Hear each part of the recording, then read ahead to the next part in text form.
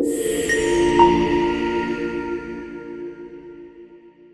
सोचा मेरे दिमाग में कैसे आया कि मैं आर्थराइटिस का पेशेंट हूँ, मैं व्हील चेयर पे बैठा हूँ और फिर मैं कुश्ती लड़ने जा रहा हूँ। प्रतिभा कभी सुविधा में नहीं होती, जहाँ पे सुविधा होगी वहाँ प्रतिभा बहुत कम होती है। और आर्थराइटिस पेशेंट का खड़ा नहीं हो सकता ढंग से तो मैं रेसलर बना, देश के लिए खेलने मौका मिला। बोल नहीं सकता था ढंग से तो मैं स्पीकर बना। कोच आ जाते हैं और दूसरे लोग आ जाते हैं, वो मना कर देते हैं कि नहीं ये स्ट्रिक्ट डाइट फॉलो करनी है, आप दूध भी मत खाओ।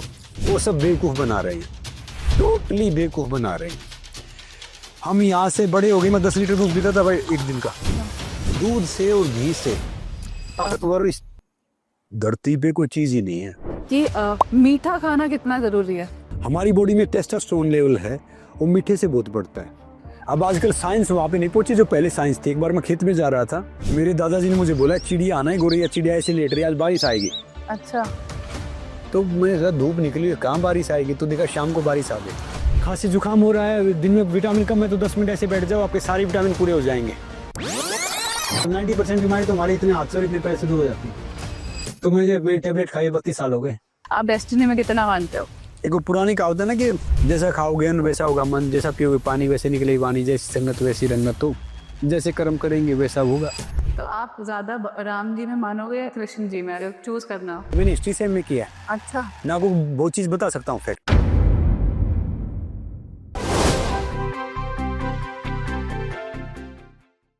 तो आज जो हमारे साथ है, कहने में तो वो सेलिब्रिटी हैं, लेकिन जो उनका रहने सहने का तरीका है वो एकदम देसी है। और आज हम उन्हीं के गांव में आए हैं, रोहतक में, उन्हीं के अखाड़े में। यहीं पे वो पल भर के बड़े हुए हैं, यहीं से उन्होंने अपने करियर की शुरुआत की है। गोल्ड मेडल जीता है कॉमनवेल्थ में, नोबेल पीस प्राइज मिला है उन्हें। तो प्लीज उनका स्वागत करते हैं। भविष्य बनिए आज हमारे साथ। प्लीज वेलकम मिस्टर संग्राम सिंह जी। नमस्ते भविष्य जी। और ये भविष्यवाणी मतलब एक यूनिक सा रखा, मतलब आपने अपने नाम के अनुसार। भविष्य मेरा नाम है और मेरी वाणियाँ उसके अकॉर्डिंग हमने भविष्यवाणी रख दिया। बहुत लोगों को लगता है एस्ट्रोलॉजी है, बट नहीं, वो मेरी भविष्य की वाणी, भविष्यवाणी। जी, थैंक यू सो मच कि आप सब यहाँ पे आए गांव में। तो मैं तो मतलब देख के हैरान रह गई, जैसे आप आए साइकिल पे आए, ठीक है। मैंने सोचा था कि अच्छा इतने बड़े इंसान है, कम से कम BMW, मर्सिडीज, कुछ बड़ी बड़ी गाड़ियों पे आएंगे, पर आपको साइकिल पे देख के 2 मिनट तो मैं अब मेरी टीम के साथ हैरान रह गई कि ये संग्राम जी ही है या फिर अभी उन्होंने किसी को भेजा है कि उनको देख के आओ कि सब सेट है, उसके बाद मैं आता हूँ 5 मिनट में। तो ये आपका रहने का तरीका हो गया या मतलब मज़ा आता है इसमें अब दूसरे शहर से दूर गाँव में साइकिल पे घूमना? देखिए मैं यहाँ आता हूँ ना तो मैं या पैदल चलता हूँ, साइकिल पे रहता हूँ, क्योंकि मुझे याद है कि मैं एक बहुत हम्बल फैमिली से मैं आया यहाँ पे। जब एक्चुअली जो स्पोर्ट्स स्टार्ट करेगा ना हम्बल फैमिली से ही आएगा। आज तक मैंने सिर्फ एक खिलाड़ी को है जो पैसे वाला खिलाड़ी बनता देखा है, वो थे अपने अभिनव बिंद्रा जी। शूटिंग में उनके फादर के पास पैसा था। बाकी को खिलाड़ी जहाँ पे याद रखना कि प्रतिभा कभी सुविधाओं में नहीं होती, जहाँ पे सुविधा होगी वहाँ प्रतिभा बहुत कम होती है। सही बात है। तो जब मैं होता था तो हमारे पास इतने पैसे होते नहीं थे कि भैया खाना प्रॉपर, तो मुझे हर घर से दूध आता था, घी आता था। अच्छा, गांव में कोई 100 रुपये कमाने वाला था, मुझे 10-20 रुपये देते थे। जब मेरी कुश्ती होती थी तो जो बैलगाड़ी होती हैं, ट्रैक्टर होते हैं, साइकिल होते हैं, तो लोग ऐसे गांव में आसपास देखने जाते थे। तो इन सब से मैंने वो देखा है और सीखा है, और आज भी यहाँ पे बहुत सहयोग करते हैं एक दूसरे का। ये दूसरी बात है कि आजकल राजनीति के उसमें मेरा गांव थोड़ा सा बड़ा एक बहुत फेमस है राजनीति के उसमें। तो फिर मैं देखा तो मैंने सोचा जो इंसान है ना अपनों के सामने कोई बड़ा हो नहीं सकता। और बड़ा इंसान पता कौन होता है? बड़ा इंसान वो होता है जिसकी सोच सही है, जिसके विचार सही है, वो बड़ा इंसान होता है। गाड़ी से, घोड़े से, इससे बड़ा थोड़ी होता है। अब मेरे पास ढेर सारे मिलने आते हैं, तो बड़ी बड़ी गाड़ियों में आते हैं। कुछ बाउंसर लेके आए, कुछ और लेके आएंगे, तो मुझे देखेंगे, फिर मैंने कहा क्यों भैया, किस लिए? समझ रहे हो ना, यूनिक स्टाइल हो गया तो। हाँ, किस लिए? अब एक बार कोविड चल रहा था, बस हो गए, तो एक प्रोग्राम में जाना था, कोई प्रोग्राम था, तो वो बोले कि जी आप हमारे चीफ गेस्ट हैं, आप आज ही। मैंने कोविड है, बोला नहीं, खाली मीडिया कुछ रखे, हमने बहुत प्रोटोकॉल फॉलो किया है। एक बहुत बड़े एडिटर ने मुझे फोन किया अखबार, तो मैं सोचा कि यार रोहतक जाऊंगा मैं, यहाँ गाँव आया हुआ था, तो मैं किसी को बोला कि भाई किसी वैगनर गाड़ी तो मुझे छोड़ दे भैया वहाँ पे। तो उस प्रोग्राम में पहुंचा तो देखा तो वहाँ बहुत बड़ी बड़ी गाड़ियाँ और बहुत मतलब बाउंसर और ये सब खड़े। मैं सोचा हम गलत प्रोग्राम में तो नहीं आ गया। तो फिर मैंने कहा देखा यार ये तो वो तो ठीक छपे हुए हैं, तो मतलब बैनर वैनर तो लगे हुए हैं कि प्रोग्राम है। तो जो बच्चे थे ढेर सारे जो नई सिंगर हैं या एक्टर एक्ट्रेस जो यहाँ के लोकल, वो ढेर सारे थे उस प्रोग्राम में चीफ गेस्ट में था। तो फिर मैंने उसे बच्ची से पूछा, लड़की से, मैंने कहा ये क्या? बोली सर जो एक बाउंसर लेते हैं ना ये इतने इतने पैसे के यहाँ से लेते हैं ये गाड़ी में। तो मैंने क्यों? बोली सर ये दिखाना होता है ना, नहीं तो फिर वो बाद में वो सोचेंगे, दूसरा सोचेगा, दूसरा थोड़ा कम लेगा ज़्यादा लेगा। तो मैं हैरान था कि भैया ये जो दिखावट की है ये सब है। आजकल बड़ा फोन रखना या बड़ी चीज रखना या आदमी रखना वो बड़ी बात नहीं है। आजकल फोन नहीं रखना या कुछ भी नहीं रखना वो बड़ी बात है। और मैं एक बार मुझे मौका मिला अब्दुल कलाम साहब से मिलने, एक दो बार, तो उनसे मैंने कई चीज बड़ी सीखी। वो बड़े इंसान थे। एक प्रेसिडेंट हाउस में कोई प्रोग्राम था और मौका मिल गया जाने का, तो हम वो आवाज करके पी रहे थे। 2-3 थोड़े ठीक थे, सूट भी ऐसे ही मांगे पहना हुआ था, मतलब तब सूट भी नहीं पहने आते थे ऐसे, टाई तो आज भी बांधने नहीं आती क्योंकि स्कूल में पढ़े नहीं ना, सरकारी स्कूल में पढ़े। तो हम वो पता नहीं होता था कि भाई शहरों में अगर आवाज करके आप पीते हैं तो थोड़ा सा वो गलत लगता है। वो सारे सब हमें देख रहे और हमने सोचा कि यार हम कोई गलती तो नहीं कर रहे हैं, और हम वहां से दूध पी रहे थे, मतलब बाकी सब चाय कॉफी पियेंगे। तो चाय कॉफी तो देखो बीमार आदमी पीते, मैं पीता भी नहीं। कोई मुझसे पूछता है चाय लोगे कॉफी लोगे, क्योंकि अंग्रेज थे वो छोड़े गए थे, जो अंग्रेज फालतू चीज छोड़ गए हमने पकड़ी हुई। तो अभी मुझे मौका मिलेगा प्राइम मिनिस्टर साहब से मिलने का, तो उनको बोलूंगा कि भैया चाय पे चर्चा, दूध पे चर्चा बोला करो आप, दूध पे चर्चा होगी। चाय तो क्या, चाय तो बीमार आदमी का, दूध पे चर्चा। तो दूध पे चर्चा, अगले हम अपने पॉडकास्ट का नाम ही रख लें, दूध पे चर्चा, है ना? तो हम पी रहे थे, तो हमने देखा यार कुछ हम गलती तो नहीं कर रहे हैं। सबने देखा, वो आए हमारे पास, तो कलाम साहब आए, बोला देखो इस पार्टी का जो सेंटर ऑफ अट्रैक्शन है ना वो आप 3 हो। मैंने कहा अच्छा। तो उन्होंने हम तो कप में पी रहे थे, उन्होंने प्याली लिया और हमारे तेज आवाज में पीने लगे। बोले देखो ग्रूम करो अच्छी बात है, मगर जैसे हो ना वैसे हो, तो वो चीज आपको ज्यादा देगी। तो ग्रूम तो करो, मगर मान लो कि अब हम जो है नहीं वो बन के दिखाएंगे ना, तो उसमें क्या है, उसकी कोस्ट भी जाएगी और ऊपर बात नहीं कर पाएगी। इंसान देखो मैं ढेर सारे इंसानों से मिलता हूँ, मेरे जानने वाले भी हैं, बड़ी अच्छी अच्छी कथा करते हैं, बड़ी अच्छी बात बोलते हैं। आपकी कथनी और करनी में अंतर आ गया ना, तो फिर वो चीजें प्रभावित, मतलब वो काम नहीं करेंगी। पहले हम भी थे, बचपना था, हम भी बड़ी बड़ी बात करते थे, कोई कहता ही कर देते थे, झूठ बोल देते थे, छोटी छोटी चीज भी वो करते थे, थोड़ा सा शौक करते थे। बाद उम्र तो बीत गई है, तो अब वो बात आती है ना, तो मैं यहाँ से गया भाई ये होना चाहिए, मर्सिडीज वो सब, वो 70-80 लाख की गाड़ी ले दी। अब आप यकीन करोगे वो 80 लाख गाड़ियाँ साल में 1000 किलोमीटर नहीं चलती, क्योंकि मैं रह ही नहीं पाता। मैं आज यहाँ हूँ, कल वहाँ हूँ, परसों वहाँ हूँ। अब पहले क्या होता था, हम अंगूठा लगाते थे, फिर पढ़ लिख गई, टेक्नोलॉजी आई, पेन हो गया, सब कुछ हो गया, मगर आजकल टेक्नोलॉजी फिर अंगूठे पे ले आई। समझ रहे हो ना?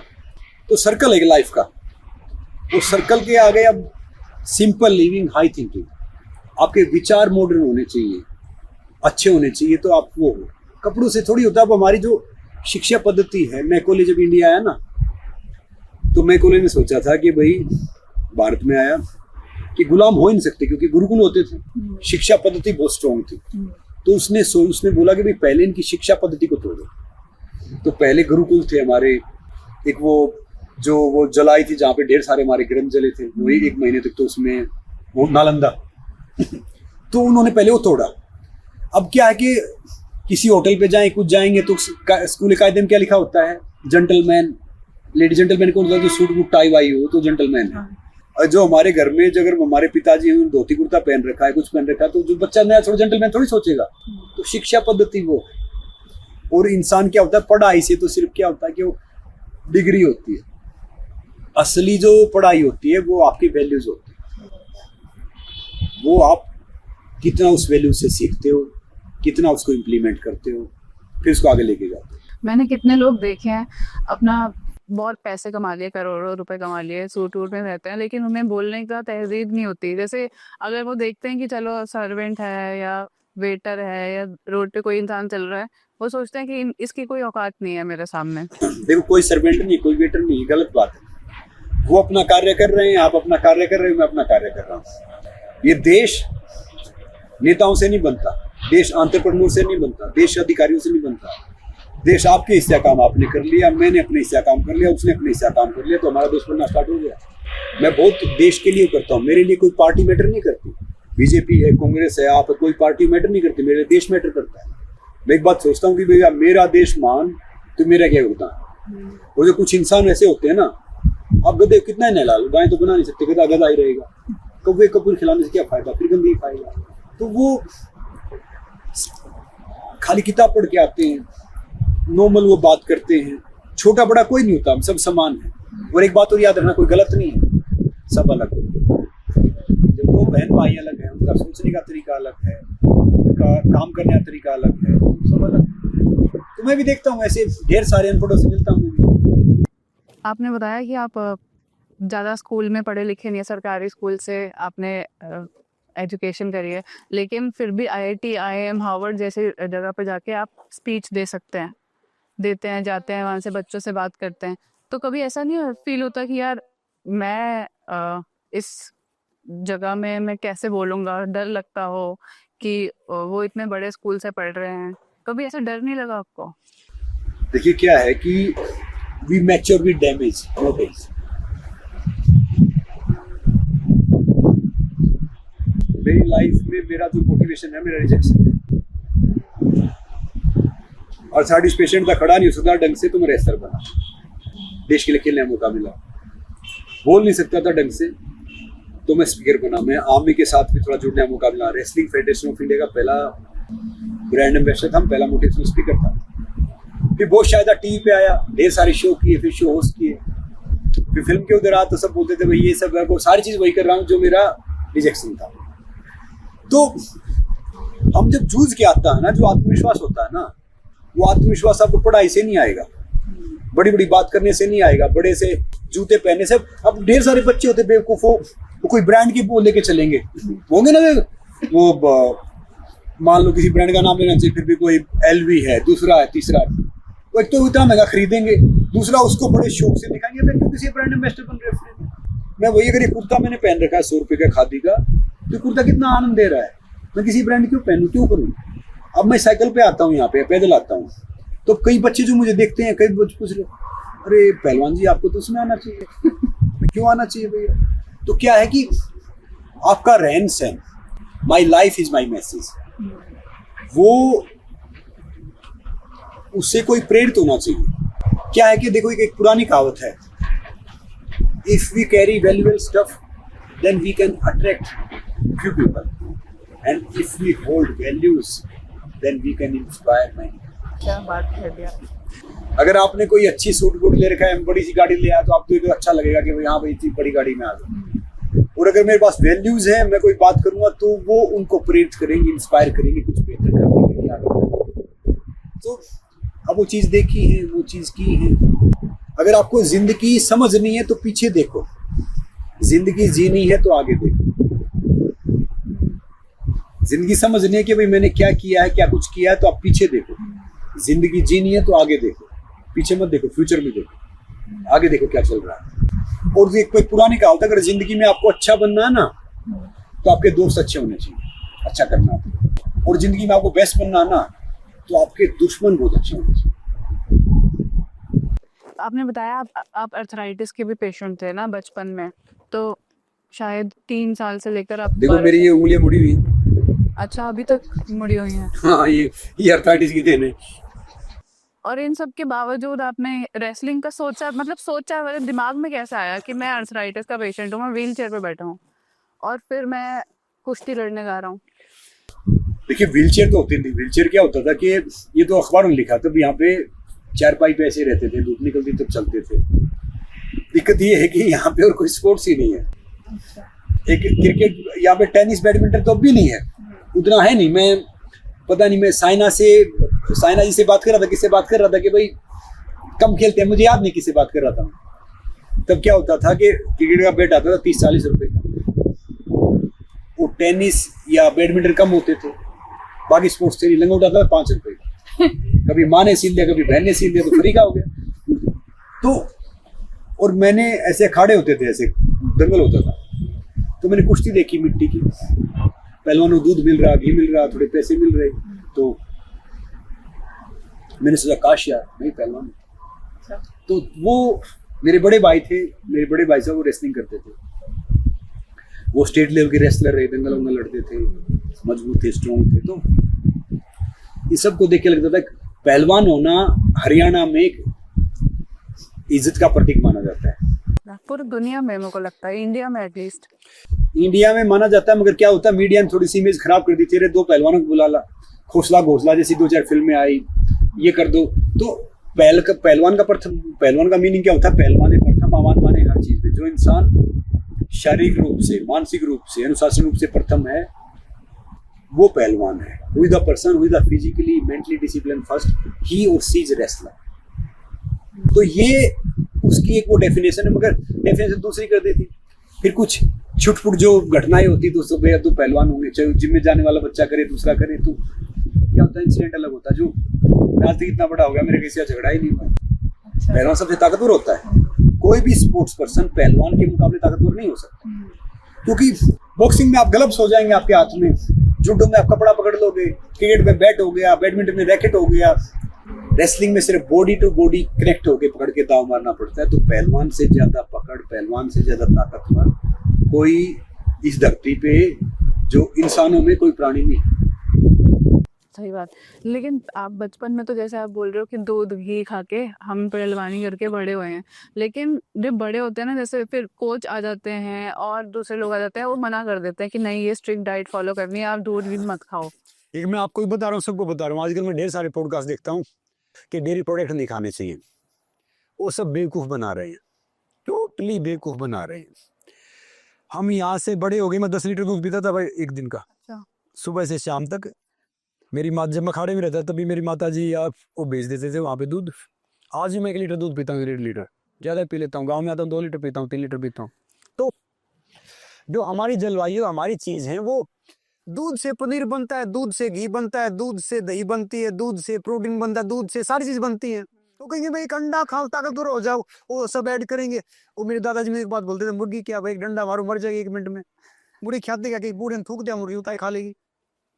जो एक फार्म में होते तो बेचारे मुर्गी होते नहीं, वो उनके इंजेक्शन लगा लगा अंडे लेके आते हैं, अंडे ताकतवर बनेंगे हम, कुछ भी नहीं। उससे अच्छा एक आलू खा लो, आप पोटैटो खा लो। अब ये ढेर सारे जो अब पहली बार आए ना, तो डंड मार इतना बहुत से बोलते थे आरटीडी हो जाएंगे, डंड मत मारो। वो बोलते थे जो खुद नहीं कर सकते थे। अब ये सारे मास्टर में देखता हूँ पूरे हो गए हैं, बोलते डेयरी प्रोडक्ट नहीं करने चाहिए भैया, वो नहीं करने चाहिए, जिनके हजम नहीं होता खुद के। तो भाई सबको क्यों मना कर रहे हो आप? दूध से और घी से ताकतवर इस धरती पे कोई चीज ही नहीं है। हाँ बस अपना स्ट्रोक ठीक कर लोगे। भाई दूध आप जहाँ से ले रहे हो थोड़ा ठीक हो, थैली का अगर आपको पीना है, कुछ करना है, तो बहुत जो रेपुटेड कंपनी है उनका आप दूध लो। और दूध गर्म करके अगर आपने उसमें थोड़ा सा हल्दी डाल दिया ना, तो दूध में शुद्धता आ जाती है। उसको हम आजकल के ज़माने में गोल्डन मिल्क कहते हैं, हल्दी वाला। वो हल्दी ना सर्दी में ज़्यादा अच्छी रहती है, गर्मी में एक आधी बार डाल सकते हो। और पानी कितना ही खराब है, उसको गर्म करके आप पियोगे ठंडा करके, तो पानी में शुद्धता आ जाती है, ऐसे दूध में आ जाती है। तो पानी को ठंडा करके पीना चाहिए, गर्म करके? नहीं, गर्म करके जब आप ठंडा करते हो किसी नॉर्मल पानी को, अच्छा अच्छा, कहीं कोई खराब पानी 40 kg अगर पानी कहीं पे जमा है, वो पानी गंदा नहीं हो सकता, बुजुर्ग कहते हैं। अब आजकल साइंस वहां पे नहीं पहुंची जो पहले साइंस थी। एक बार मैं खेत में जा रहा था, मेरे दादाजी ने मुझे बोला चिड़िया आना है, गोरैया चिड़िया ऐसे लेट रही, आज बारिश आएगी। अच्छा। तो मैं धूप निकली है, कहाँ बारिश आएगी, तो देखा शाम को बारिश आ गई। जब मौसम विभाग ने बोला ना बारिश आएगी, 7 दिन बाद आती है या कई बार नहीं आती। तो जो अनुभव होता है ना, अनुभव को आप किसी भी चीज से काट नहीं सकते।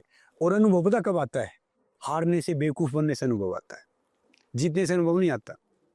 अगर आपको जिंदगी में आगे बढ़ना है तो आप जीते हुए से थोड़ा सा देख लो, गाइडेंस से, मगर सलाह आप हारे हुए से लो। ही or C will guide you properly. आप क्या खाते हो सुबह उठ के सबसे पहली चीज? मैं सुबह उठता हूँ, सुबह उठ के मैं थोड़ा सा वार्म वाटर लेता हूँ, मतलब गर्म पानी थोड़ा गर्म कर लिया, 1 लीटर पानी पीता हूँ।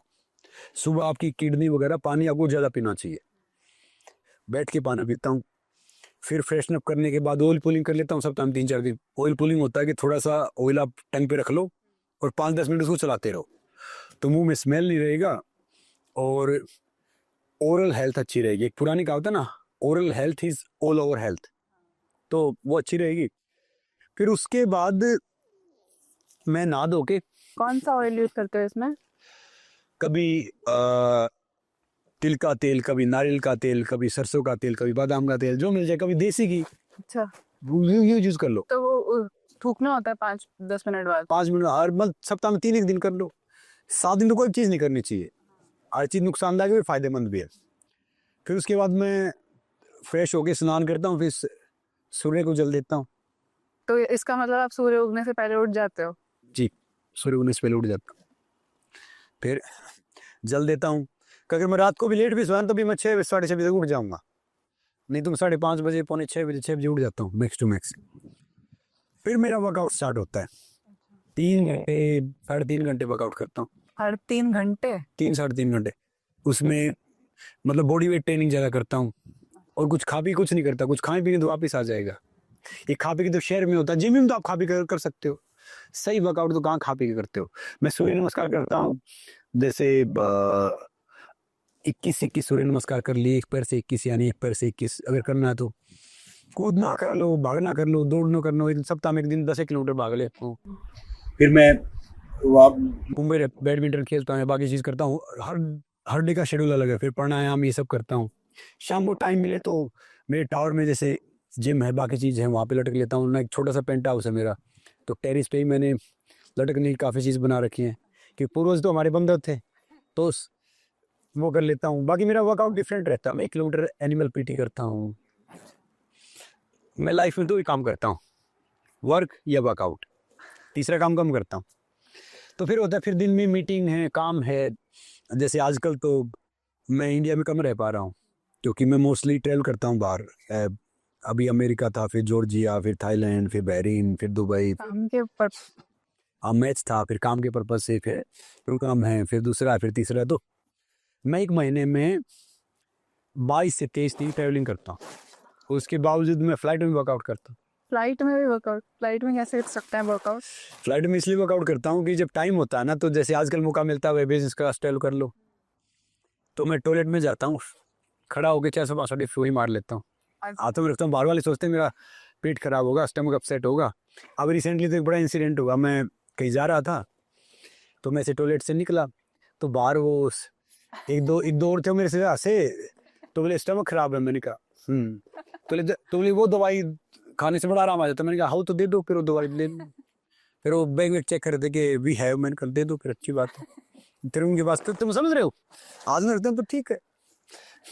मैं क्या है कि मैं अपनी लाइफ और उसको बड़ा सिंपल तरीके से अपने अनुसार जीता हूँ, अपने अनुसार करता हूँ। मैंने ऐसे ढेर सारे देखे जो मेरे दोस्त हैं, जो बड़े बड़े IAS IPS ऑफिसर हैं, कई जज भी हैं, कई एंटरप्रेन्योर भी हैं, जो जिंदगी जी नहीं पा रहे हैं। 1-2 मेरे परिचित थे, उन्हें सुसाइड कर लिया था, बहुत पैसे थे, बहुत सब कुछ था। तो जिंदगी में सक्सेस वो है जो खुश है, वो कामयाब है। Happiness is the highest form of success. अब आप खुश हो, अगर यहाँ खाड़ी में बैठ के खुश हो तो भैया आपको वो 5 स्टार मजा नहीं देगा। अगर आप 5 स्टार में खुश हो तो फिर आपको खाड़ा मजा नहीं देगा। मेरा मानना ये रहता है कि जिंदगी में सफल वो है जो अपनी पसंद का काम करते हो, फेल हो जाते हैं। पास हो जाए तो बहुत अच्छी बात है, अपनी पसंद का काम करके फेल भी हो गए ना तो सक्सेसफुल हो। अब मान लो मुझे रेसलर बनना है और मुझे आपने बना दिया भैया एंटरप्रेन्योर, सो वो टाई वाई लगा दी, सारी चीज कर दी, और फिर मैं वो एक आपने कहानी सुनी है बड़ी कमाल की बात है कि ओशो साहब ने बोली थी मुझे, मैंने कहानी सुनी थी, कहाँ सुनी थी। एक डॉक्टर था, बहुत बहुत रिनाउंड डॉक्टर था। तो डॉक्टर का जन्मदिन हो गया, 50वां उसका जन्मदिन था, तो शहर के बड़े बड़े अधिकारी बुला लिए उसने, उस कंट्री का प्राइम मिनिस्टर, प्रेसिडेंट, सब उसकी पार्टी में आए। तो जो डांसर आए ना तो सब हो गए, तो बड़ा रिनाउंड नाम था, बड़े बड़े अवार्ड मिले उसको। तो डांसरों जब नाचना स्टार्ट किया ना, रोने लग गया वो। अच्छा। तो बोले जी कोई गलती हो गई प्रोग्राम में, ये सब वो सब। बोला नहीं गलती तो नहीं हुई। बोला आप तो इतने सक्सेसफुल इंसान हो, आपको तो ये अवार्ड मिले, आप तो इतने पैसे, इतना सब कुछ है, आप क्यों रो रहे हो। बोला मैं तो डांसर बनना चाहता था। मैं डांसर बनने चाहते थे, जिसको मैं नाचता देखता हूँ ना, तब मेरा वो वो दिल ही करता है। तो वो सक्सेसफुल नहीं था, वो कामयाब नहीं था। तो उसने बताया कि भाई मैं कामयाब तब होता मैं भले ही नुक्कड़ पे चौराहों पर डांस करता, मैं नंगे पैर करता, मुझे पैसे नहीं मिलते, तो शायद मेरी लाइफ सक्सेसफुल हो जाती, मीनिंगफुल हो जाती। और जब तक आपकी एस्पिरेशन इंस्पिरेशन नहीं बन जाए ना, तो आपकी लाइफ सक्सेसफुल नहीं। आप बचपन से ही रेसलर बनना चाहते थे? नहीं, बचपन से मेरी वो था कि भैया जो मेरा टीचर था, टीचर था। टीचर क्या होता कि हम सरकारी स्कूल में पढ़ते थे, वो मास्टर आते थे महीने में एक बार, पीट के चले जाते थे। मैं सोचता था यार इनकी नौकरी अच्छी है, आराम से सैलरी रहते, आराम से बैठे रहते। और हमारे ऐसे हम हाथ ऐसे रखते थे, पता है ऐसे हाथ क्यों रखते थे? सर्दी में गर्म हाथ होने से तो फिर लगता तो कम मार पड़ती है, क्योंकि वो इंटेलिजेंट, वो तो थे नहीं इंटेलिजेंट तो। और हम तो वहां से आए कि वे घर वाले पीटते थे, पड़ोसी पीटते थे, स्कूल में सारे मास्टर पीटते थे, टीचर पीटते थे, फिर घर पे पीटते थे। और हमें आज तक ये नहीं पता कि वो स्ट्रेस क्या, एंग्जाइटी क्या, डिप्रेशन क्या है। तख्ती होती तोड़ लाते थे, एक जोड़ा वो कुर्ता पजामा या निक्कर कुर्ता मिलता था, अगर वो फट जाए तो भैया फिर जो अनाज होगा ना अगला तब निकला तब मिल लेंगे। हमारी डाइट क्या होती थी? गन्ना चूस लिया, चने खा लिए। ज्वाइंट फैमिली में मेरी माँ एक रोटी मेरे लिए एक्स्ट्रा रखती थी। क्यों? क्योंकि रोटी 2 दिन होती थी कि भैया मैं जब अक्सर कितना थोड़ी ज़्यादा खाऊंगा तो ये जो मेरे सामने डाइट की बात करते हैं ना कि जी ये प्रोटीन नहीं मिला और ये डाइट नहीं मिली और वो नहीं मिला, तो मैं कहता हूँ कि 2 चपेटे मार रहे हो। आप खुश होगे सूखी रोटी प्याज भी खाओगे ना तो आपको सारी डाइट मिल जाती है।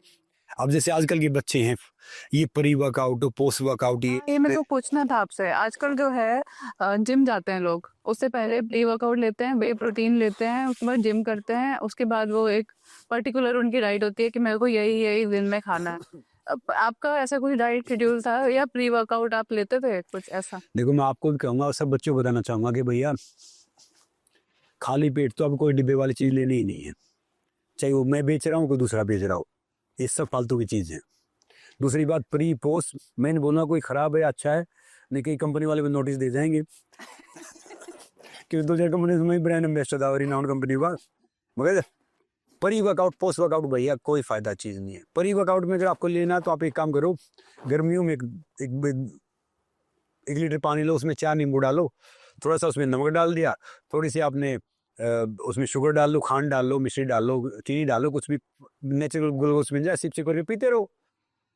और फिर भी अगर आपको सर्दी में चाहिए प्री वर्कआउट, थोड़ा सा गर्म पानी लिया, हल्का सा गर्म रह जाए ना, जब ज़्यादा गर्म नहीं हल्का गर्म रह जाए, थोड़ा सा शहद मिला लिया, थोड़ा नींबू डाल लिया, सिप सिप करके वो पीते रहो, आपका बन गया प्री पोस्ट मिड सब बन गया। ये सब फालतू की बात है कि भैया ये लो वो लो, डिब्बे लो और वो लो, उससे क्या फ़ायदा है? अब मैं 40s में हूँ, अब मेरा बॉडी एज तो बहुत कम है, होगा मुश्किल से 15, 16, 17 साल। अच्छा। मैं अब डिफरेंट स्पोर्ट्स कर रहा हूँ, डिफरेंट कर रहा हूँ, मुझे 30 साल तो रेसलिंग करते ही हो गए। एमेच्योर, प्रोफेशनल या जो भी मुझे मौका मिलता मैं कर लेता हूँ। तो मैं सबको एक बात कहना चाहूँगा कि भैया इनसे दूर रहो, नेचुरल बनो, अर्थ को अपने पास आने दो। अर्थ के बिना कोई भी चीज़ सार्थक नहीं है, चाहे वो बिजली का बल्ब है वो भी बगैर अर्थ के चलेगा नहीं, जिंदगी भी बगैर अर्थ के चलेगी नहीं, और लाइफ में अर्थ ही नहीं है तो भैया उसका फिर महत्व क्या है? अभी आपने एमएमए भी ज्वाइन किया है, मिक्स्ड मार्शल आर्ट्स, ये नई चीज कैसे आई दिमाग में? जी मैं ये कॉम्बैट स्पोर्ट्स था, जब मैं रेसलिंग में कई साल बाद मैंने वापसी की तो वहाँ पे शेख मिले मेरे 2 हुए काफ़ी, उन्होंने मुझे बोला कि एमएमए बहुत कमाल की चीज़ है, कॉम्बैट स्पोर्ट्स है। मैंने कि एक मैच देखा था कभी, वो भी मेरे भाई के लड़के ने मुझे दिखाया था, वो जानते थे कि भाई ये बड़ा फाइटर है, दूसरा फाइटर है, तीसरा फाइटर है। तो तब फिर मैंने देखा कि भाई चलो स्पोर्ट्स करना चाहिए, क्योंकि आजकल 2 स्पोर्ट फेमस हैं वर्ल्ड वाइड, सोकर और कॉम्बैट स्पोर्ट्स यानी एमएमए, ये सब। तो मैंने जिस एज में मैंने एमएमए में टर्न करने वाला फर्स्ट मेल इंडियन रेसलर बना, और जिस एज में मैं एमएमए कर रहा हूँ उस एज में तो सब रिजाइन कर देते हैं। 20s का स्पोर्ट्स है, जो 20s में जो यंगस्टर है ना, मैं 40s में जा रहा हूँ। तो आप ये प्रोफेशनल तरीके से ले रहे हो या अपनी हॉबी की तरह आप कंटिन्यू करने वाले हो? देखो अभी तो प्रोफेशनल तरीके से कर रहे हैं, क्योंकि ये तो हॉबी तो हो नहीं सकता, आप जीतोगे तब भी पिटोगे, हारोगे तब भी पिटोगे। मगर मैं कोई भी मैच खेलता हूँ ना कोई भी, तो ढेर सारे बच्चे उससे प्रेरित होते हैं, इंस्पायर होते हैं कि जब मैं 40s में कर सकता हूँ तो they can do in 20s 30s। सो अब सोचा नहीं है, हर दिन नई जर्नी है, मैं कोई चीज़ प्लान इतनी करता नहीं, मैं फ्लो के हिसाब से जाता हूँ। अब जो चीज़ मिलती है आजकल तो मदारी हो गई है, मदारी नहीं, पहले वो एक खेल दिखाता था, अनाज इकट्ठा किया यहाँ से वहाँ से, तो जहाँ पे दाना पानी मिलता है वो कर लेते हैं। बाकी मेरा कोई भी कार्य है, उसमें अगर समाज का भला नहीं है, देश का भला नहीं है, तो मैं कोई काम करता नहीं। क्योंकि मैं सोचता हूँ कि भाई मेरा ही काम करने से इससे कोई यूथ को फायदा है, सोसाइटी को फायदा है, कंट्री को फायदा, तो ठीक है, अदरवाइज रहने दो। तो सपोज अभी किसी ने ना बचपन से स्टार्ट नहीं करा, डिले हो गया, अब वो 30 साल के हो गए हैं, अब उन्हें कुछ अगर स्पोर्ट्स ज्वाइन करना है तो उसे कौन सा स्पोर्ट्स कब कौन सी एज में स्टार्ट करना चाहिए एक फिट रहने को है? आप 40 साल में स्पोर्ट्स स्टार्ट कर सकते हैं, 50 में भी कर सकते हैं, 60 में भी कर सकते हैं। मैं एक लेडी से मिला स्विट्जरलैंड में, उसने 67 की एज में वर्कआउट करना स्टार्ट किया था। 67 की एज में 83 में वो ऐसा फ्रंट लीवर बैक लीवर कर रही थी कि मैं नहीं कर सकता। थोड़े दिन बाद उसका मैंने वीडियो उस पर देखा, वायरल हो गया। अच्छा कार्य करने के लिए, स्पोर्ट्स करने के लिए कोई एज है ही नहीं। जॉर्ज बर्नार्डो 90 साल की एज में पेड़ पे चढ़ रहे थे, कुली तड़वाली, बड़े महान इंसान थे। अब सब हॉस्पिटल में उसे मिलने आए तो सब वो कहले कि यार आप 90 साल की एज में, मतलब क्या आप इतने बड़े रिनाउंड इंसान हो, पता नहीं साइंटिस्ट थे, समथिंग कुछ थे, बहुत बड़े बड़े इंसान थे जॉर्ज बर्नार्डो। तो जब उसकी लड़की और उसका दामाद मिलने आए तो उन्हें बोला क्या कर रहे हैं यार, सब हमारे ऊपर हंस रहे हैं। बोला हंसना छोड़ दो भैया, आज कभी पेड़ पे चढ़ा था, अब कम से कम जाऊंगा ना तो ये हो गया कि भाई मैं पेड़ पे चढ़ा, भले कुली टूटी कोई फर्क नहीं पड़ता, at least I tried. So die with memories, no dream. ये बात है। मैंने कोई तो स्टोरी भी पढ़ी थी, एक रेसलर थे जो बचपन में उनके पैर खराब हो गए थे, तो उनके पापा ने ना उन्हें एक स्केटबोर्ड जैसा स्टूल ला के दिया कि तुम हाथ के सहारे चलो। हाथ के सहारे चलने से उनके हाथ इतने मजबूत हो गए और बाद में ऑपरेशन वगैरह करके पैर भी उन्होंने ठीक कराए कि अब वो रेसलर बन चुके हैं। तो मेरे को लगता है जो होता है हमारी ज़िंदगी में वो शायद थोड़ा डेस्टिनी के हिसाब से भी होता है कि उनको रेसलर बनना था, उन्हें हाथ मजबूत बचपन से ही उनको प्रैक्टिस हो गई। आप डेस्टिनी में कितना मानते हो? Everything happens for reason. अब भले वट इज हैपनिंग, हम सोचते हैं कि ये सही है, गलत है, ये है, उसमें जाओ ही मत। Everything happens for reason. मैं ये मानता हूँ डेस्टिनी होती है कोई चीज, मगर ये डेस्टिनी है। Hard work beat talent, hard work beat anything. अगर मैं खाना रखा है, हम अगर जाएंगे नहीं खाएंगे तो फिर कैसे होगा? डेस्टिनी होती है, डेस्टिनी अपना पार्ट अदा करती है बिल्कुल, मगर जो हम सुनते हैं, गीता का ज्ञान सुना हमने, कृष्ण भगवान जी ने दिया, बाकी ने दिया, तो वो उससे ही होता है। चाहिए हम अब राम को हम भगवान क्यों मानते हैं, ज्यादा बड़ा क्यों मानते हैं? सब राम राम बोलते हैं, हरियाणा में तो राम तो मतलब फेमस है। कोई किसान भी अगर कोई गेहूं तोलेगा तो उसको सीखना चाहिए, जो बड़े बड़े व्यापारी इनको, वो पहला तखड़ा जो होता है ना, जो पहली वो राम के नाम का निकाल देता है, बिल्कुल। मतलब उसमें वो कुछ करेगा नहीं।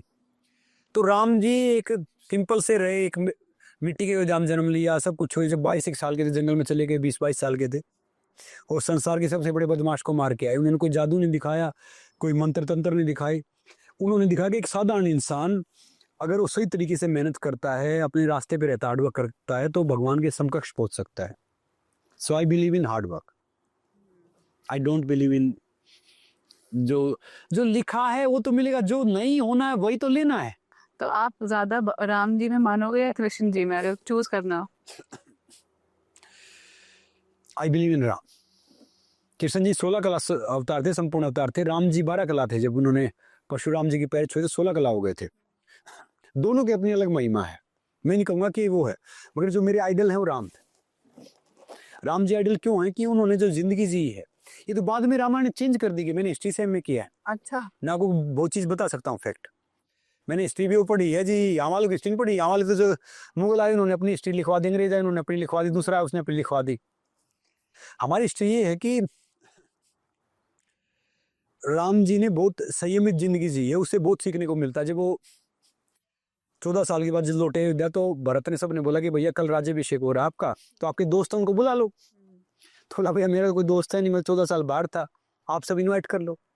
तो रात को राम जी सोने वाले थे, एकदम चौक के पड़े, बोले यार एक वो कीवट रह गया जिसने मेरी नदी पार करवाई थी, तो वही मेरा दोस्त है जिसने मेरे पास पैसे थे नहीं, उसने नदी पार करवाई थी। तो उन्होंने उसको भी आमंत्रित किया। तो उनकी जिंदगी से आप ढेर सारी चीज सीख सकते हो, कृष्ण जी की जिंदगी से भी सीख सकते हो। कृष्ण जी का भी कम तो थे नहीं, क्योंकि जो बचपन में कृष्ण जी के पैदा हुए तो माँ बाप छूट गए, थोड़े से बड़े हुए तो नंद यशोदा गोकुल संगी साथी सब छूट गए, फिर राधा का साथ भी छूट गया, उसके बावजूद भी उनके चेहरे से एक चीज नहीं छूटी, वो मुस्कान, सकारात्मकता। तो कृष्ण भगवान सकारात्मकता का प्रतीक है। और मैं अगर किसी में बिलीव करता हूँ, मैं सबको रिकमेंड करूंगा, किसी को पढ़ना है तो 2 किताबें जरूर पढ़ो आप, रामचरितमानस और मीरा। जिसने मीराबाई को पढ़ लिया ना, सूरदास साहब ने, इन्होंने कितने क्या लिखा है कि उनसे तो बड़ा कोई है ही नहीं, मतलब उसका डिवोशन, जो मीरा जी का डिवोशन था ना, बहुत एक आखिर था। तो सूरदास साहब ने लिखा था मीरा पे, बहुत कमाल की बात लिखी थी कि राधा कृष्ण की देह मिली, बिन देह के ने निभा गई मीरा। ब्रज भूमि में राधा ने रास रचाया, प्रेम रचाया, मरुभूमि में कुंज खिला गई मीरा। द्वापर में राधा ने कृष्ण को गाया, तो कलयुग में कृष्ण को गा गई मीरा। राधा के प्रेम का कर्ज था जो कृष्ण पे, कृष्ण का कर्ज चुका गई मीरा। तो उन्होंने जब विष का प्याला पिया था, जहर का प्याला पिया था, तो उनसे बड़ा डिवोशन तो कुछ था ही नहीं। एक 6 साल की लड़की ने, उसकी जब वो की शादी से आ रही थी, तो उसकी जो मदर थी, उसकी दादी थी, उसने पूछा कि ये कौन है, ये कौन है। वो शादी से आ रही थी कि मेरा दूल्हा कौन है, मेरा दूल्हा कौन है। वो बच्चे नहीं करते हैं, तो उसने कहा तेरा दूल्हा ये है। तो उस लड़की ने अपना पूरा जीवन, सारा डिवोशन कृष्ण के ऊपर कर दिया। उसका एंड यही बता रहे हैं कि वो उनकी मतलब मूर्ति में समा गई, स्टैचू में समा गई। तो बहुत डिवोशन था। इतने प्यार प्यार से मेरे को ना पायल जी की याद आ रही है कि वो आज होती तो और ज्यादा मजे आ जाते, पर आपने पायल जी को मीरा नहीं रहने दिया, राधा बना के रखता। तो ये कहाँ से स्टार्ट हुई आपकी लव स्टोरी? वैसे मैं और पायल बिल्कुल अलग हैं।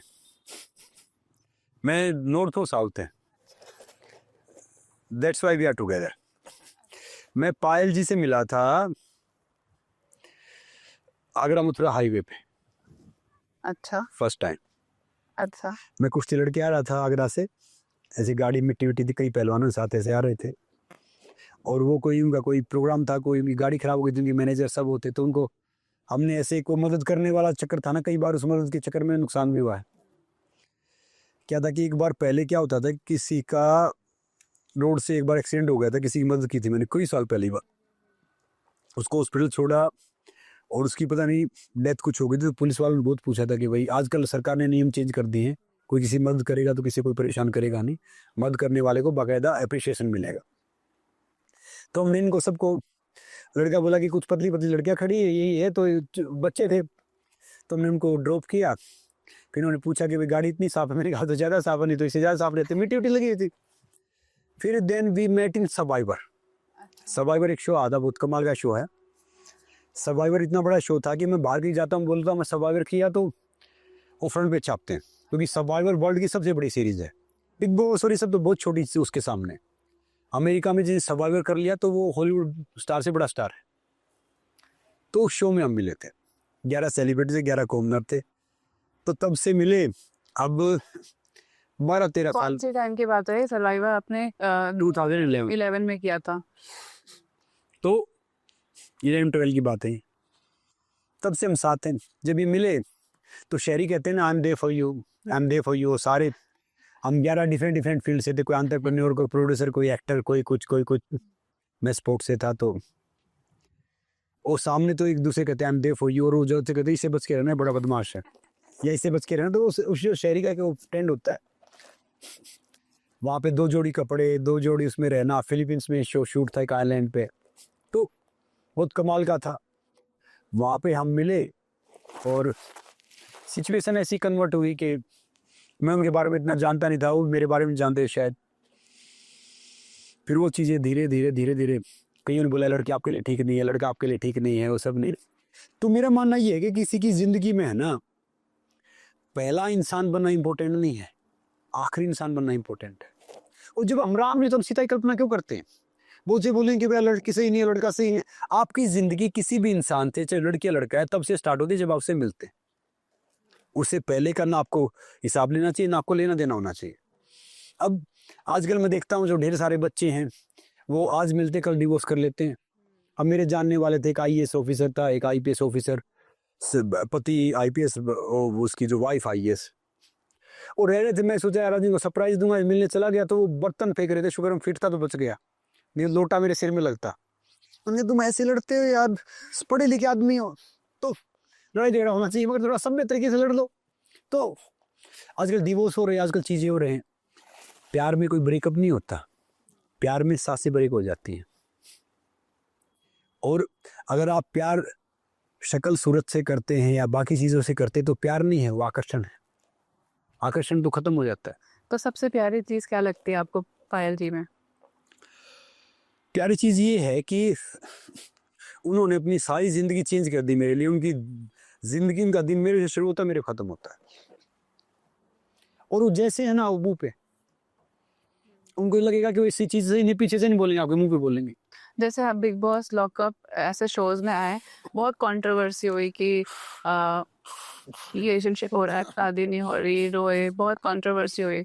उस पे भी आपने कुछ ज़्यादा रिएक्ट नहीं किया, बट ये ऐसे क्या लगता है कि क्या होना चाहिए था, क्या हुआ? आपने 11 साल तक शादी नहीं करी और उस पे हम बातें नहीं कर पाए आगे, बट क्या लगता है वो क्यों नहीं करी, और क्या बेटर हो सकता है आपकी लाइफ में? कोई बेटर नहीं, जब दिल करे तब शादी कर लो यार। जैसे बहुत से बच्चे मेरे से बोलते कब खाना खाएं जी, जो भूख लगे तब खाओ जी, भूख लगे तो प्यास लगे तो पानी पी लो, नींद आए तो सो जाओ। तो ये तो आपको मैच्योर है, जब आपको लगा आप शादी कर लो भैया, नहीं लगा तब तक वो कहते ना, वो था ही नहीं। अब आप डेस्टिनी वाली बात कर रहे थे तो वो शादी और वो चीज़ थी नहीं तब तक। बाकी हमने सब तक किया कि भाई, तब तक देख लिया कि भाई मेरे साथ आप जिंदगी बिता सकते हो या नहीं बिता सकते, क्योंकि पता चलता नहीं है। तो मौका मिला तो हमने शादी कर लिया। और बाहर कौन क्या बोलता है, मैं अखबार में देखता हूँ ना, मैं गूगल सर्च करूँ तो ढेर सारी न्यूज़ ब्रेक होंगे, कुछ आपके फेवर में होंगे, कुछ आपके अनफेवर में होंगे, तो उनका काम है लिखना। वैसे आप बिल्कुल देसी जीवन जी रहे हो, आपको गांव वाली जिंदगी पसंद है। पायल जी को भी ऐसा गांव वाली जिंदगी पसंद है, उन्हें शहर में रहना पसंद है। नहीं उनका, क्योंकि क्या कि पाल जी का फैमिली बैकग्राउंड है ना, बड़ा डिफरेंट है। उनके दादाजी टाइम्स ऑफ इंडिया के एडिटर थे पूरे इंडिया के, 13 साल या 30 साल सम। उनके फादर IIT कानपुर टॉपर, वो गुजरात बोर्ड टॉपर, इंजीनियर। उनके फादर इंजीनियर, उनके ब्रदर इंजीनियर, मदर उनकी टीचर। तो उसके बावजूद वो जैसे हैं, जिस हिसाब से उन्होंने मोल्ड किया अपने आप को, या जिस हिसाब से उन्होंने अपना हो किया, ठीक है, I respect her, C respect मी। छोटी छोटी बात होती है, वो ढेर सारे वीडियो बना देते हैं कि भाई ये नहीं किया, वो नहीं किया, तो वो क्या ही नोक जोक है। तो आप जैसे रेसलर, तो आपने बता ही दिया कि सबसे ज्यादा स्ट्रांग होते हैं बाकी किसी भी स्पोर्ट्स पर्सन से। तो आप जब राम भैया। तो जैसे पायल जी आती होंगी गांव में कभी, तो उनको कभी कुश्ती वुश्ती सिखाने का नहीं प्लान किया आपने? कहीं उठा के पटक दिया हो? देखो भाई, और तो पहले फाइटर रहती है, उसी का तीन में से बच्चे क्या नहीं। नहीं बाकी वो योगा, उनको फिटनेस में लेके आता योगा वगैरह में। आज मेरे से अच्छा योगा करते हैं, वो तो करते हैं। बाकी वो पता है क्या है कि वो स्टार होने के लिए उनको वैलिडेशन की जरूरत नहीं किसी की। जो उनको पसंद आता, जो करते हैं ना, वो करते हैं। दुनिया का लोग एक चीज गलत है, वो सही है तो अपने को गलत नहीं अलग समझो, तो सी लाइक दे। और मैं पहले मुझे लगता था कि भाई ये शायद गलत कर रहे हैं, गलत कह रहे हैं। फिर मैंने और द पीरियड समझा कि भाई उनको अपनी जिंदगी जीने दो, जो करना उनको करने दो, जो मैं कर रहा हूँ मैं कर रहा हूँ। ढेर सारे आते हैं कि भाई उसे कहानी है और आपसे कहानी है, और आप ठीक है। एक वो पुरानी कहावत है ना कि जैसा खाओगे अन्न वैसा होगा मन, जैसा पियोगे पानी वैसे निकलेगी वाणी, जैसी संगत वैसी रंगत, तो जैसे कर्म करेंगे वैसा होगा। तो सबकी जो जो जिंदगी है, जिसको जो जैसी जीना पसंद उसको जीने दो, रोकोगे तो फायदा का। तो पायल जी ने जैसे आपने सिखाया उन्हें योगा, और आज वो बच्चे योगा करते हैं मेरे से। और क्या सिखाया योगा के अलावा? रेसलिंग भी सिखाई थोड़ी बहुत? नहीं रेसलिंग नहीं सिखा, मैंने उसको बोला कि भाई फिटनेस बहुत जरूरी चीज़ है, तो फिटनेस में आए, कन्वर्ट किया। अब वो देखो कितने फिट हैं वो।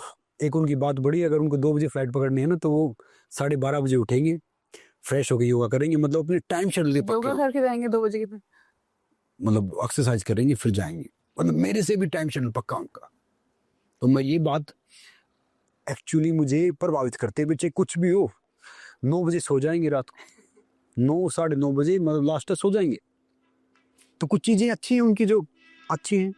एक छोटा सा हम गेम राउंड कर सकते हैं आपके साथ? जैसे आपने बताया रेसलर सबसे ज्यादा स्ट्रांग होते हैं, तो एक आम रेसलिंग, हम 2-3 लोग आपके साथ।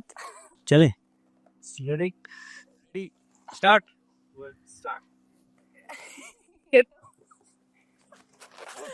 तेरी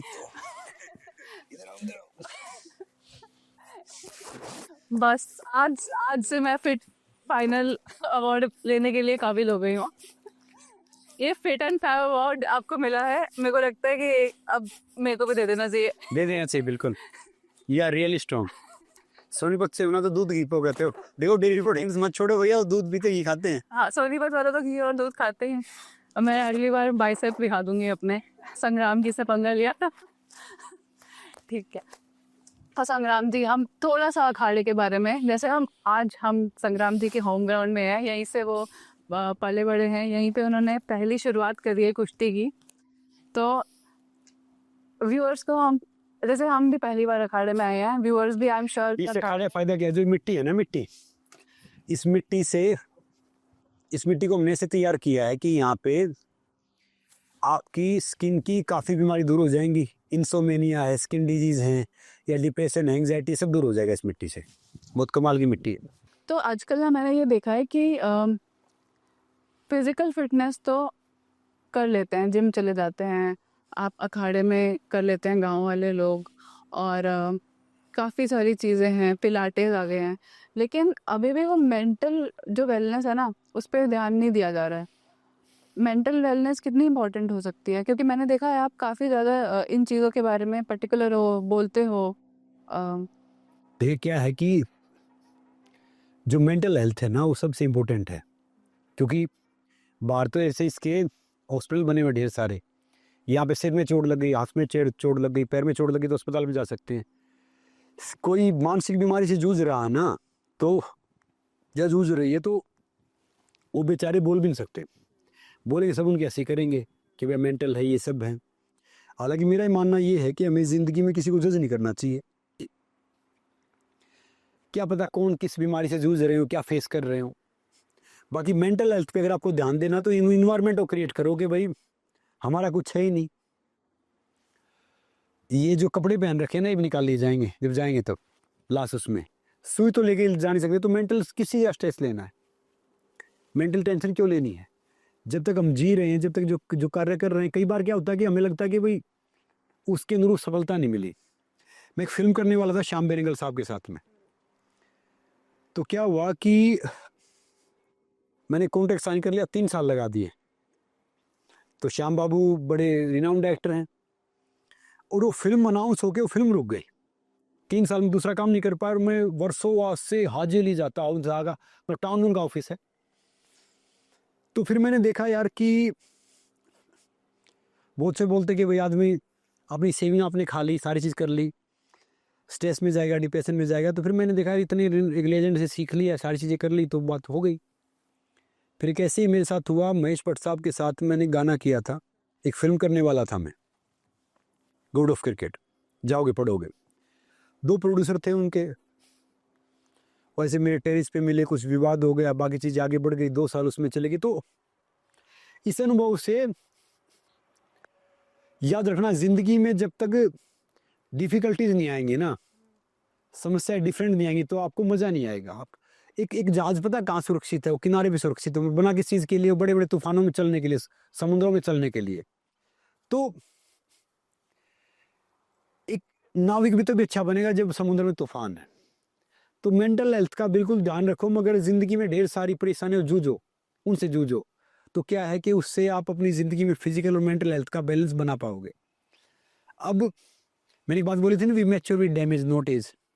अब ज़िंदगी में इतना देख लिया कि फर्क पड़ता नहीं। बाकी क्या है कि कोई मेंटल हेल्थ से जूझ रहा है, तो उसको ढेर सारा प्यार दो, बातें करो उससे, समझो, अपनी बातें लिखो, बातें बोलो, जिस इंसान पे आपको ट्रस्ट है वो करो। मगर इस चीज़ से हमें पार पाना चाहिए, इसकी कोई दवाई नहीं है। लोग कहते हैं कि भाई ये हार्मोन्स हो गया, हैप्पीनेस हार्मोन हमारा रिलीज हो गया, ये हो गया, कोई नहीं, सब फालतू ही बात हो। समझो इस चीज़ को, अगर समझ लिया ना, तो हम इस बीमारी से बाहर आ सकते हैं कि भाई किसके लिए टेंशन है, किसके लिए आप चिंता कर रहे हो, किसके लिए बात हो रही है। तो वो इंसान को जब एक विश्वास डेवलप हो जाएगा, धीरे धीरे होगा, तब आएंगे। मुझे तो लगता है कि यहाँ की जब मिट्टी में मैंने पहला पैर रखा था ना, वो इतनी ठंडी थी कि आधी तो मेरे बॉडी की जो टेंशन और एंजाइटी रिलीज, वो इस मिट्टी को छू के ही हो गई। देखो, अब कई दिन पहले मेरे डॉक्टर साहब मिल गए, वो बोले लीवर साइरोसिस ये होता है और ये होता है। मैंने डॉक्टर साहब आपको ही होगा। बोले क्यों, हमें स्पेलिंग नहीं आती उस चीज़ की। तो भैया जो आप ये भाषा कह रहे हो ना, मेरी समझ से ऊपर जा रहा है। बाकी मेंटल हेल्थ का यही है कि भैया खुश रहो। जब आपको खाना भूख लगे तब खाना खा लो, प्यास लगे तब पानी पी लो, नींद आए तब सो जाओ। और याद रखना कि जिसने कल दिया ना कल की व्यवस्था करेगा। चीटियों कण और हाथी को मन तो कहीं ना कहीं से मिल ही जाता है। कहाँ टाइम से किस चीज़ की लेनी, चोट ली चुगा देगा, तो क्यों इतना परेशान होना है। अगर आपकी बायोपिक बने आपकी ज़िंदगी पे, जो कि मुझे लगता है बहुत इंटरेस्टिंग होएगी, तो कौन सा एक्टर चाहते हो कि आपकी बायोपिक में एक्ट करे? देखिए मैं बहुत छोटा हूँ, वैसे मुझे कईयों के साथ मेरी बायोपिक बना रहे थे लाइफ पे, काफ़ी आगे बात आगे काफ़ी बढ़ गई थी। कोई एक दो पॉइंट पे आके हमारी थोड़ी सी डिस्कशन लीगल मैटर पे थोड़ी सी, मेरे जो वकील साहब थे उन्होंने बोला कि भैया ये पॉइंट सही नहीं है, तो उस कारण से थोड़ी रह गई। मेरा मानना ये है कि आजकल सारे एक्टर हैं जो टैलेंटेड हैं बहुत, मगर वन ऑफ द बेस्ट ये रहेगा कि भैया रणवीर कपूर अच्छा है, क्योंकि उस हिसाब से अपने आप को ढाल लेता है। बिल्कुल, उन्होंने संजू भी करी थी।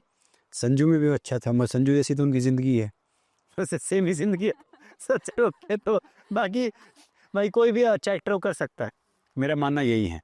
मैं तो चाहती हूँ जल्दी से आपकी बायोपिक बने, आपके बारे में हम और अच्छे से जाने, जो हम इस 1 घंटे में नहीं जान पाए वो शायद बायोपिक में और देखने को मिले, और हमारा कल्चर प्रमोट हो, इंडिया का देसी कल्चर है जो हम वेस्टर्नाइजेशन की तरफ जाते जा रहे हैं, दोबारा से एक इंडियन कल्चर लाए। अब मैं अमेरिका यूरोप गया, मौका मिला अमेरिका जाने का, कई जगह जाने का, वो तो भारतीय कल्चर पे आ रहे हैं, हम उन पे जा रहे हैं, बिल्कुल, वो सही नहीं है। वो लोग वापस से योगा कर रहे हैं और हम उनके पिलाटेस कर रहे हैं। पिलाटेस, हाँ बात तो सही है। तो एक को कहावत है ना पुरानी, अपोजिट अट्रैक्ट्स, तो वही है। सिंपल रहो, नॉर्मल रहो और खुश रहो। मेरे को बहुत मज़ा आया आपसे बात करके। आई होप हमारे व्यूअर्स को भी अच्छा लगा होगा, और हम चाहते हैं कि हमारा देसी कल्चर दोबारा से आए। दूध घी खाना अच्छी बात होती है, आपने खुद ही जान लिया है। दूध खाना, दूध पीना, घी खाना, गेहूं खाना, बाजरा खाना, ये सब अच्छी बात है भैया। रोटी वोटी मत छोड़ो, डाइट करोगे ना, सब फालतू ही बात है। ये कहते हैं ना कि भैया आजकल क्या होता है कि आजकल फिट नहीं हो रहे हैं, वो जीरो साइज पे जा रहे हैं, 6 पैक पे जा रहे हैं। वो अच्छी बात है, मगर ताकतवर बनो। ताकतवर बनोगे तो जीरो साइज 6 पैक आ जाएगा। अब आप डाइट स्किप मत करो ना, अच्छा खाना खाओ, वर्कआउट करो। एक दिन आप फास्ट कर सकते हो, चलो फास्ट करना तो आप गैजेट का फास्ट करो, विचारों का फास्ट करो, ये तो बाकी चीज़ तो बाकी नॉर्मल है। जो चीज़ सही करनी है वो करो ना। जो बैठ के बोल देते कि भाई सुबह से ही मत खाओ, उनकी बात अच्छी है, कुछ बातें अच्छी हैं कि 70 ग्राम ये खाओ, इतना आपका फ्रूट होना चाहिए, इतना आपका वो शरीर होना चाहिए। भैया हिंदुस्तान आम आदमी का देश है, आम इंसान का चट्टी रोटी खाने वाले हैं, वही वही वही खा के बड़े हुए हैं। तो ये सब फालतू की बातें, जो जो मिले ना खुश होके खा लो। तो भैया सूखी रोटी प्याज भी बहुत काम करेगा, जो भी मिले खुश होकर खाओ। और जब टाइम मिले थोड़ा पसीना निकाल लो, एक्सरसाइज करो, अभ्यास जरूर करो, कहीं पे भी हो। जैसे मजदूर बहुत मेहनत करते हैं, मजदूर इसलिए मेहनत करते हो अलग बात है, मगर एक्सरसाइज करोगे ना तो वो खुश होकर करोगे तो पूरी बॉडी काम करेगी। मजदूरी में वो मसल तो फिर भी दिख जाएगा, रिक्शा वाला होगा वो, मगर फिर वो प्रॉपरली आप हेल्दी नहीं रहोगे। तो आज मैंने सबसे इम्पॉर्टेंट बात जो इस पॉडकास्ट में वो सीखी है, ये है कि सिर्फ खाने का फास्ट मत करो, आप विचारों का भी फास्ट करो। उससे आप हेल्दी रहोगे, सुरक्षित रहोगे। गैजेट का फास्ट करो। बिल्कुल। एक आखिरी सवाल था आपके लिए कि मीठा खाना कितना ज़रूरी है? भाई मीठा खाना बहुत कमाल की चीज़ है। जो कहते हैं ना, मीठा अगर छोड़ दोगे तो फिर फायदा किसी चीज़ का कुछ है नहीं। क्योंकि देखो हमारी बॉडी में टेस्टोस्टेरोन लेवल है, वो मीठे से बहुत बढ़ता है, चाहे वो मेल है फीमेल है। मीठे खाने से भी चमक आती है। जो ये स्टूपिड कहते हैं ना कि ढेर सारे बेवकूफ़ बोलते हैं कि भाई इससे शुगर होता है, इससे होता है। मीठा खाने शुगर नहीं होती, शुगर टेंशन लेने से होती है। मीठे में आप जगरी खाओ, आप मिश्री खाओ, यानी गुड़ मिश्री, खांड खाओ, शहद खाओ, अच्छे स्रोत से लो, पर मीठा खाना मत छोड़ो। मीठा खाओगे ताकतवर रहोगे, मीठा नहीं। जब आपने सब कुछ छोड़ दिया तो वैसे ही मरे पड़े हो यार, फायदा क्या उस चीज़ का? सही बात। समझ रहे हो? अब यही तो खाने पीने की उम्र, बाद में वैसे भी पीना है 80-90 साल में जाके, तो वह खाओ पियो। इस उम्र में नहीं खाओ, कब खाओ पियोगे? एक हमारी इधर गाँव में एक लड़की थी, आज सुबह मुझे पता चला, वो लड़की खाना नहीं खाती थी कि मैं पढ़ नहीं पाऊंगी। बड़ी इंटेलिजेंट थी कि नींद आ जाएगी। कई लाख रुपए तो लगे उसके उस पे ट्रीटमेंट पे, डेथ हुई उसकी। तो भैया खाओ पियो यार, यही उम्र है, मस्त रहो। और जिसके आंखों पे चश्मे चढ़े हैं उनके चश्मों के लिए मैंने ढेर सारी वीडियो बना रखी है। अब हमने भी एक यूट्यूब चैनल स्टार्ट किया, पहले था नहीं। तो 45 दिन में चश्मे उतर जाएंगे। सुबह उठ के बासी थूक अपनी आंखों में डाला करो, सोने से पहले एक बूंद यहाँ पे ऑयल डाला करो।